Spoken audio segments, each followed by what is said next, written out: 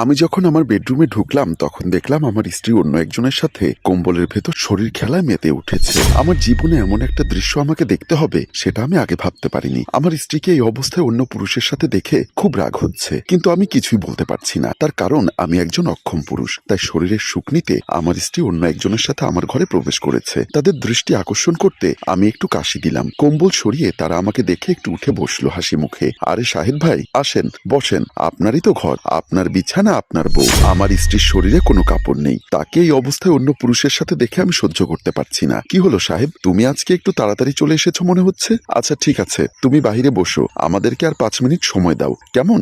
আমাকে কথাটা বলেই তারা দুজন আবার কম্বলের ভেতর ঢুকে গেল। আমি তাদের দিকে আর তাকাতে পারছি না, তাই চলে আসলাম। সোফায় এসে বসে ভাবছি, আজ আমি একটা অক্ষম পুরুষ বলে আমার স্ত্রী নিজের দেহের সুখ মেটাতে আমার ঘরে আমার অফিস কলিগ রেজার সাথে এইসব করছে। আমার রাগে হাত পা শিরশির করছে, কিন্তু আমি কিছুই বলতে পারছি না। এমন সময় শ্রেয়া এসে দাঁড়ালো। শ্রেয়া, এসব তুমি কি শুরু করলে? আমার ঘরে আমার বিছানায় তুমি অন্য পুরুষের সাথে এভাবে এসব কি নোংরা খেলা শুরু করেছো? সে হাসতে হাসতে বলল, তোমার সাথে আমার এটা নিয়ে কথা হয়েছিল। তুমি যদি চিকিৎসা করে নিজেকে সুস্থ করতে না পারো তাহলে আমি আমার সুখ খুঁজে নেব। তাই তোমার অফিস কলিগ রেজার সাথে আমি আমার চাহিদা মেটাচ্ছি। শ্রেয়া, শারীরিক আনন্দই কি সবকিছু? ভালোবাসার কি কোনো দাম নেই? আচ্ছা, আমরা তো ভালোবেসেই বিয়ে করেছিলাম, তাহলে আজ কোথায় গেল তোমার সেই ভালোবাসা? দেখো, ভালোবাসা ভালোবাসার জায়গায়, কিন্তু শরীরের একটা চাহিদা থাকে, আর সেটা তুমি যদি মেটাতে না পারো তাহলে আমি অন্য কোথাও খুঁজে নিব, এটাই স্বাভাবিক। আমি এবার উত্তেজিত হয়ে বললাম, তার জন্য তুমি যে কোনো পুরুষের সাথে এসব করবে? আমার বিছানায় আমার ঘরে তুমি এসব করতে পারো না। সে আমাকে চোখ রাঙিয়ে বলল, গলা নামিয়ে কথা বলো, অন্তত এটা ভালো বলো যে আমি যে কোনো পুরুষের সাথে সবকিছু করে বেড়াচ্ছি না,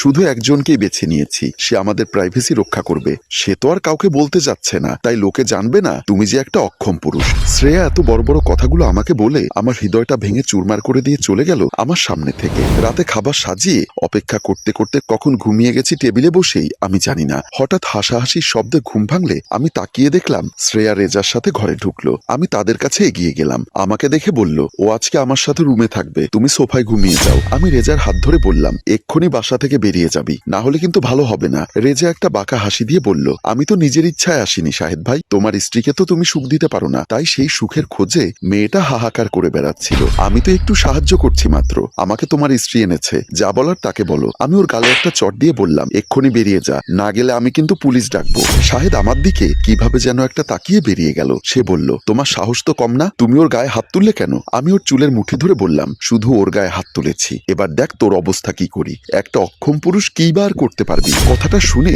আমার মেজাজ আরো গরম হয়ে গেল, তাই আমি ওকে কোমর থেকে বেল্ট খুলে ইচ্ছামতো মারতে লাগলাম। আমি যখন হাঁপিয়ে গেছি তখন আমি বিছানায় চলে গেলাম, কিন্তু তখন শ্রেয়ার চোখে যে প্রতিশোধের আগুন জ্বলছিল সেটা আমি বুঝতে পারিনি। সকালে ঘুম ভাঙলো পুলিশের ডাকে। ওসি রেজাউল আর একজন হাবিলদার দাঁড়িয়ে আছে আমার সামনে। তিনি আমার কলার টেনে ধরে তুলে বললেন, মদ খেয়ে স্ত্রীর উপর অত্যাচার করিস, চল থানায় চল। অফিসার, নিশ্চয়ই আপনার ভুল হচ্ছে, আমি মদ খাই না, আর তাছাড়া আমি আমার স্ত্রীর উপর অত্যাচার করতে যাব কেন? আমি ওকে খুব ভালোবাসি। তৎক্ষণাৎ শ্রেয়া এসে বলল, স্যার মিথ্যা কথা স্যার, ও প্রতিদিন মদ খেয়ে এসে আমার উপর অত্যাচার করে, আমাকে মারধর করে। আমি আর সহ্য করতে পারছি না স্যার, আমার খুব কষ্ট হয়। আমি অবাক হয়েছি আর চোখের মিথ্যা জল দেখলাম। তারপর বললাম, শ্রেয়া তুমি কেন এভাবে আমার নামে মিথ্যা অভিযোগ দিচ্ছ? ওসি রেজাউল আমাকে চট দিয়ে বললেন, থানায় গেলেই বুঝতে পারবি কোনটা সত্য কোনটা মিথ্যা। তিনি আমাকে থানায় নিয়ে যেতে চাইলে তখন শ্রেয়া আবার বলল, স্যার ওর নামে কেস ফাইল করার দরকার নেই, ও আমাকে ভালো না বাসলেও আমি ওকে ভালোবাসি। আমি চাই আপনি শুধু ওকে একটু ভয় দেখান। তারপর ওর কথায় অফিসার আমাকে ধমকাতে লাগলেন। সেদিন রাতে আমি সোফায় বসে আছি আর আমার বেডরুম থেকে প্রচুর হাসাহাসির শব্দ আসছে। আজও তারা সেই কম্বলের ভেতরে আদিম খেলায় মত্ত, আর আমি একটা অক্ষম পুরুষ আমার দুর্বলতা লুকোবার জন্য চুপচাপ বসে সহ্য করছি। বিয়ের আগে যদি জানতাম আমি এরকম অক্ষম তাহলে হয়তো প্রেমে পড়তাম না, আর পড়লেও বিয়ে করতাম না। আমার মনে পড়ল বাসর রাতের কথা। সেদিন প্রথম জানতে পারি আমি অক্ষম। বাসর ঘরে ঢুকে বসতেই আমার বউ আমাকে টেনে জড়িয়ে ধরে বলল, আমাকে সুখের সাগরে ভাসিয়ে দাও, অনেক অপেক্ষা করেছি, আর পারছি না। আমি তার কথায় সায় দিতেই সে আমাকে তার উপর শুইয়ে দিল। আমি তখন তার অপরূপ সৌন্দর্যে মুগ্ধ। সে আমার ভাবনা ভঙ্গ করে বলল, কি হলো, চুপ করে আছো কেন, করো। আমি বুঝলাম আমার বউয়ের শরীর উত্তেজনায় ভরে গেছে, তাই আর কিছু না ভেবে তাকে শারীরিক সুখ দেওয়ার চেষ্টা করলাম। সে প্রচন্ডভাবে আমাকে তার মধ্যে মিশিয়ে নিতে চাচ্ছে, কিন্তু সেই চেষ্টা বেশিক্ষণ থাকলো না, কারণ আমি আর তাকে খুশি করতে করতে পারলাম না। আমি হাঁপিয়ে যখন তার উপরে শুয়ে আছি, সে বলল, এটা কি হলো? তুমি যদি স্ত্রীকে খুশি করতে না পারো তাহলে বিয়ে কেন করেছো? এ কথা বলে সে পাশ ফিরে ঘুমিয়ে গেল।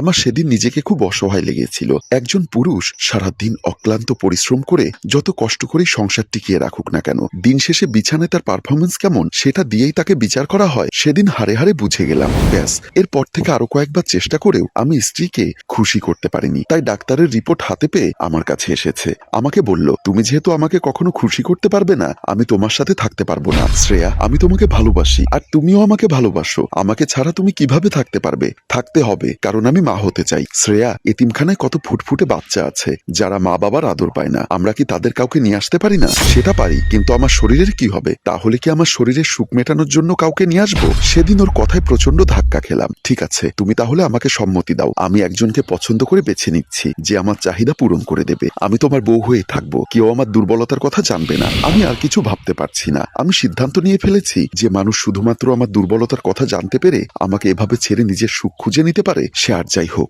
আমাকে ভালোবাসে না, অন্তত আমাকে দেখিয়ে এতটা কষ্ট দিয়ে হাসতে পারতো না। তাই আমি ওর মুখে আর হাসি দেখতে চাই না। আমি বিছানায় গিয়ে কম্বল টেনে দিয়ে বললাম, অনেক নোংরামো করেছিস আমার চোখের সামনে আমার বিছানায়, তবে আর না। এই বলে একটা পিস্তল বের করে প্রথমে রেজার দিকে তাক করলাম। শাহেদ ভাই, আমার কোনো দোষ নেই, আপনার স্ত্রী আমাকে নিয়ে এসেছে। আমি বললাম, সত্যিই তো, তার কোনো দোষ নেই। ঠিক আছে, তোকে ছেড়ে দিলাম। রেজা শার্ট নিয়ে পালিয়ে গেল। এবার শ্রেয়া বলল, আমার কোনো দোষ নেই, আমি তো নিজের সুখ খুঁজতে চেয়েছি শুধুমাত্র। আমি ওকে বললাম, তুমি যদি একবার আমাকে বলতে, আমি তোমাকে ডিভোর্স দিয়ে দিতাম। তুমি অন্য কারোর সাথে ঘর বেঁধে সুখী হতে পারতে। আমি তোমার সুখে বাধা দিতাম না, কিন্তু তুমি আমাকে কষ্ট দিয়ে আনন্দ পাও। তাই আমার ঘরে আমার বিছানায় অন্য কারোর সাথে সুখ খুঁজে নাও। আমি তা দেখে এতটা কষ্ট পাই জেনেও দিনের পর দিন তুমি এই কাজ করে গেছো। শ্রেয়া ততক্ষণে বুঝে গেছে আজকে আমি ওকে ছাড়বো না। তাই সে আমার পা ধরে আকতি মিনতি করতে লাগলো। সম্মানিত ভিউয়ার্স, আপনারাই বলুন আমার এখন কি করা উচিত? আপনাদের মূল্যবান মন্তব্য অবশ্যই কমেন্ট বক্সে জানাবেন। গল্পটি ভালো লাগলে লাইক, কমেন্ট ও শেয়ার করবেন। গল্পটির রচনায় ও পরিচালনায় অভিক, ক্যামেরাম্যান শিহাব ও আশরাফ এবং প্রযোজনায় মঞ্জুর মোর্শেদ। ধন্যবাদ।